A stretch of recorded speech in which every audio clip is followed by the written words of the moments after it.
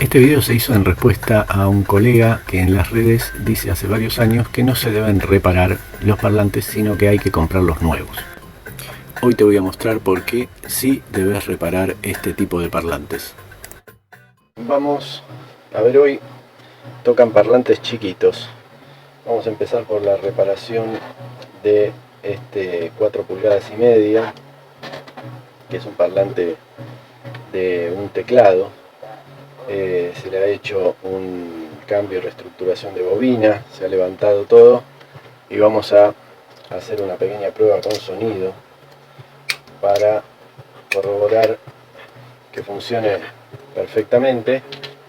Es un parlante con una bobina extremadamente chiquita, así que tiene muchas particularidades en cuanto a la dificultad de poder repararlo bien y que quede con buen rendimiento.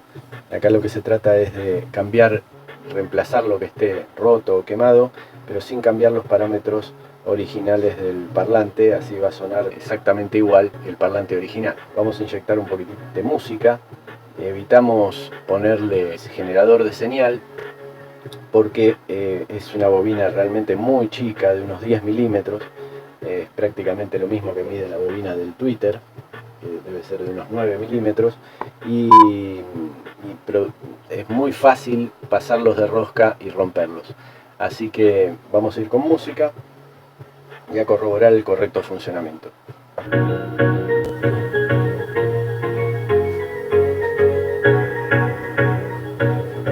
Esta es una bobina de aproximadamente 1 watt, 2 watts, como mucho.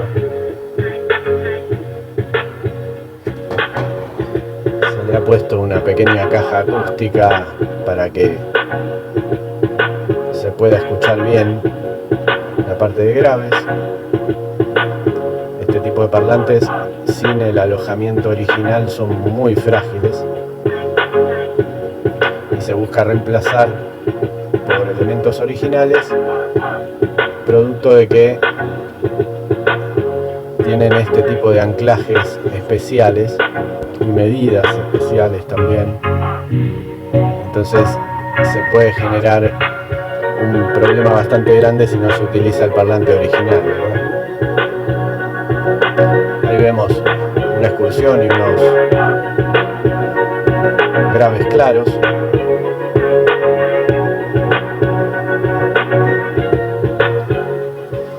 Y vamos a inyectar señal en el Twitter, vamos a corroborar su correcto funcionamiento.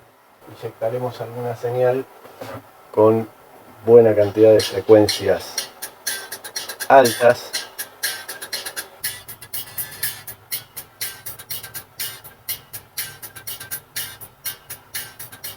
Comprobamos el correcto funcionamiento del Twitter.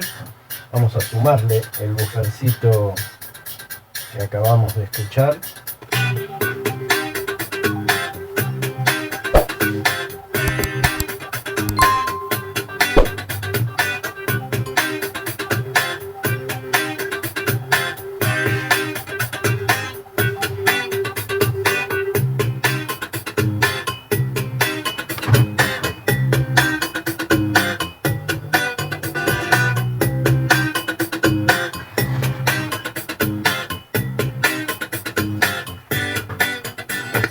Ahí está solo el Twitter y ahora sumamos de vuelta el buffercito.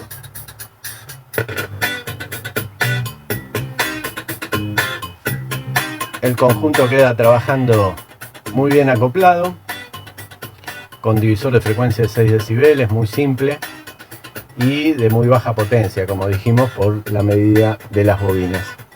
Así que cualquier duda, cualquier comentario o aporte, pueden hacerlo abajo en la caja de comentarios. Trataremos de evacuar cualquier inquietud.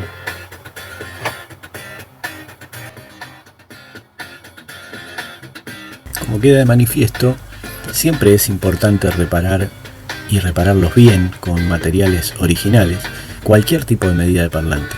Por ejemplo, esta en un parlante de teclado con un alojamiento especial, dadas las orejitas que tiene la campana, con un tipo de sonido muy particular que debe representar todas las frecuencias del espectro sonoro que reproduce el instrumento. El tipo de cavidad donde va alojado, por eso este parlante tiene un ala invertida, como se muestra en este momento.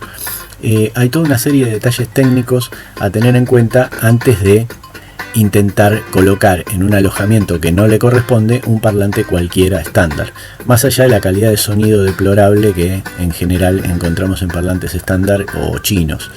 Así que espero que haya quedado más o menos claro la necesidad de reparar los parlantes, de repararlos bien con gente especializada, y ampliaremos en otros videos otro tipo de detalles ya más en parlantes de sonido profesional. Espero que te suscribas, que apoyes al canal y que sigas viendo estos videos para aprender a mantener tus equipos y a no bajar la calidad del audio que utilizas. Y si llegaste hasta acá, deja un comentario a ver qué te parece a vos, si hay que reemplazar parlantes o mandarlos a reparar. Muchas gracias por ver el video.